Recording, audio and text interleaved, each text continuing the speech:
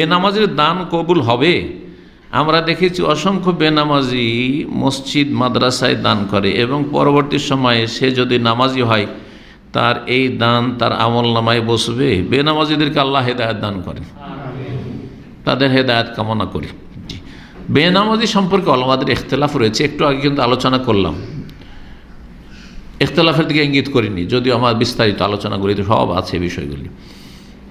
একদল বলছেন যে বেনামাজি ফাসেক গুনাহগার, কিন্তু বড় কাফের না, কুফরি, মানে ইসলাম থেকে বেরিয়ে যায় না।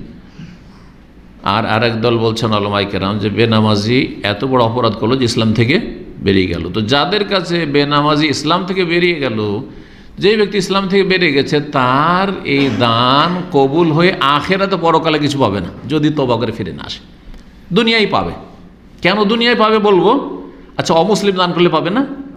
হাদিস আছে, কোরআনে বরং আছে, ইন্না লা নুদিউ আজরা মান আহসান আমালা, যে ভালো আমল করে তার আমলকে আমি বিনষ্ট করি না, কিন্তু পরকালে পাবে না।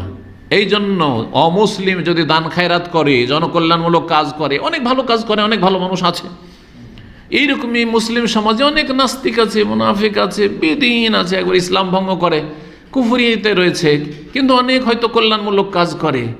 তারাকে আল্লাহ দুনিয়ায় দিয়ে বিদায় করে দেবেন যে তুই অনেক দান খায়রাত করেছিস, অনেক রাস্তাঘাট করে দিয়েছিস, আর অনেক দেশের কল্যাণমূলক কাজ করেছিস, আর জনগণের খুব উপকার করেছিস, তো নে দুনিয়াতে নিয়ে নে। দুনিয়াতে সুস্থতা দেবেন, মান সম্মান দেবেন, নেতৃত্ব দেবেন, ক্ষমতা দেবেন, আর এইরকমই খ্যাতি দেবেন, দুনিয়ার যেগুলো আর কি, হ্যাঁ, ধন দৌলত দেবেন, এগুলো দিয়ে আল্লাহ বিদায় করে দেবেন। আখেরাতে ওমা লাহু ফিল আখিরাতি মিন খালাক, যে বড় কুফরের ওপর মারা যাবে, আখেরাতে কোনো অংশ নেই, আখেরাতে কোনো অংশ নেই, যদি বেনামাজি বড় কাফের মনে করেন। আর এটি হচ্ছে ঠিক।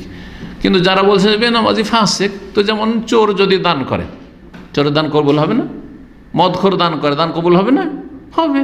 তার মদের গুনাহ আছে, তার চুরির গুনাহ আছে, অন্য গুনাহ আছে, কিন্তু হালাল পয়সা যদি দান করে তাহলে তার নেকি হচ্ছে, নেকিও আছে আর গুনাহ আছে। ফামাইয়া আমাল মিসকালা যাররাতিন খাইরান ইয়ারা ওয়া মাইয়া আমাল মিসকালা যাররাতিন শাররান ইয়ারা। আল্লাহ বলছেন যে সামান্য পরিমাণ, অনুপরিমাণ কল্যাণের নেকি করবে, সেটাও দেখতে পাবে আখেরাতে নেকির পাল্লায়।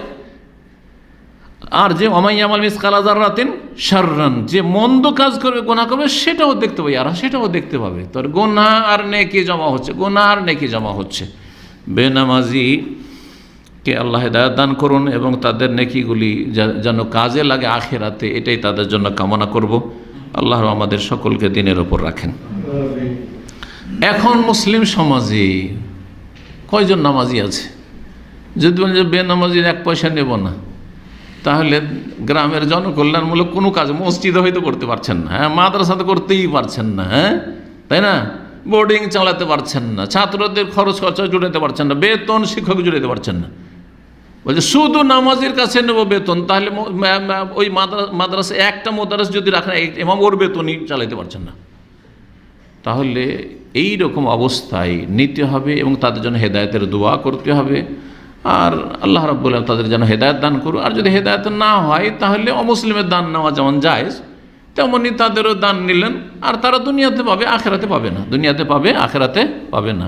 একটা কথা আরও জিজ্ঞাসা করেছেন, যদি হেদায়েত হয়ে যায়, অনেক দিন বেনামাজি ছিল, তারপর আবার হেদায়েত হয়ে তওবা করে নিয়েছে, তাহলে নেকিগুলো ফিরিয়ে পাবে, পুনরুদ্ধার হবে, কারণ আখেরাতে তখন কাজে আসবে, দুনিয়ার সাথে সাথে আখেরাতেও কাজে আসবে। জি।